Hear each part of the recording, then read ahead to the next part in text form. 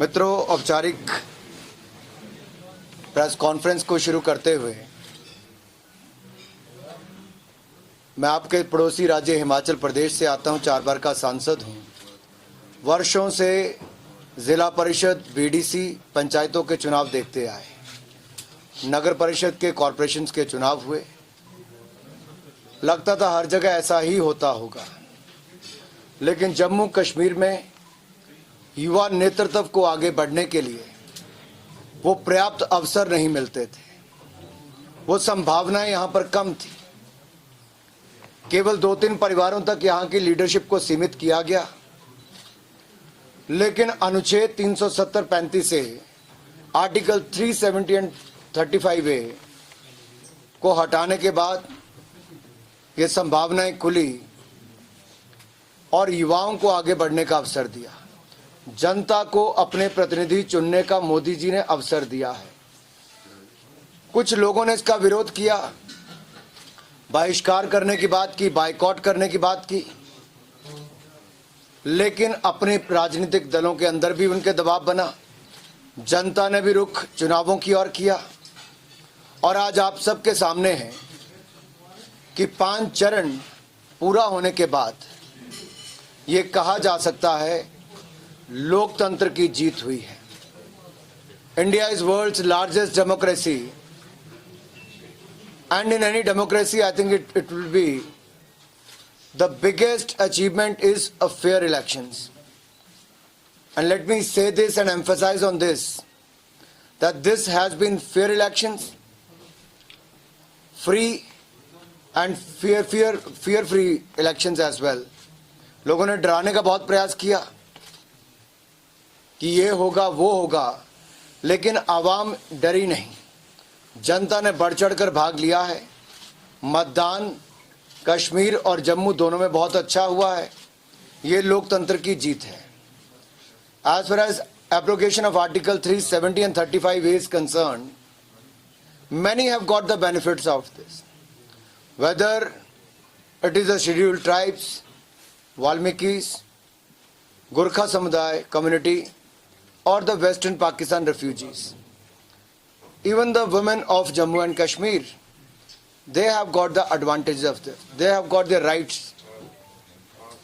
And as far as I have travelled within Jammu, various parts of the Jammu, most of the districts I have travelled, I have seen there is a great support for the BJP, and whatever feedback I have got so far from our senior leader like Shahnawaz ji and Tarun ji, there has been positive response in the Kashmir Valley as well. जैसा मैंने पहले कहा, चुनावों में हार जीत ये जनता तय करती है, लेकिन लोकतंत्र की जीत जनता ने पहले तय कर दी। लोकतंत्र की जीत फ्री और फेयर इलेक्शन से हुई है और लोगों ने बढ़ चढ़कर भाग लिया है।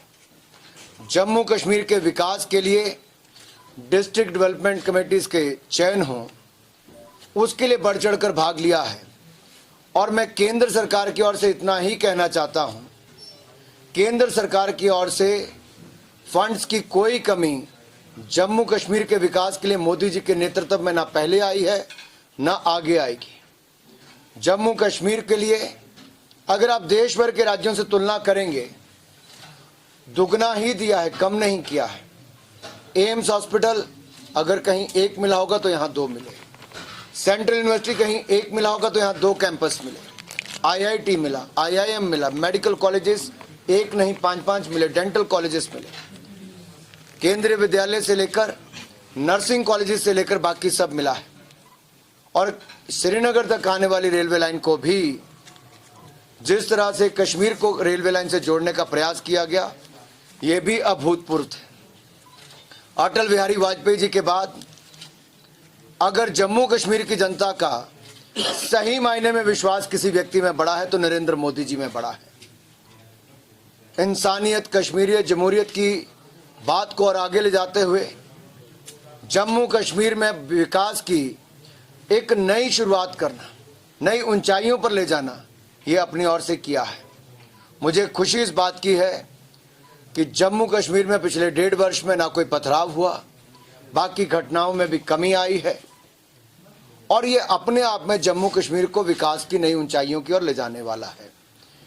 विशेष तौर पर डीडीसी के चुनावों में जो जनता का समर्थन मिला है, मैं आज इस प्रेस कॉन्फ्रेंस के माध्यम से डेमोक्रेसी की जीत के लिए जम्मू कश्मीर की जनता को बधाई देता हूं। नई युवा लीडरशिप को आगे बढ़ाने के लिए जम्मू कश्मीर की जनता को बधाई देता हूं।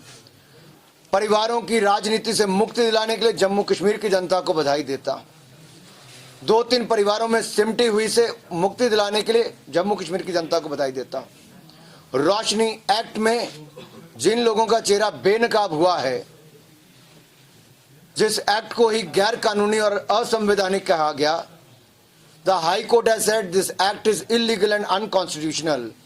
This clearly defines why this act has been brought in, just to help few big names, whether in politics, business or in bureaucracy.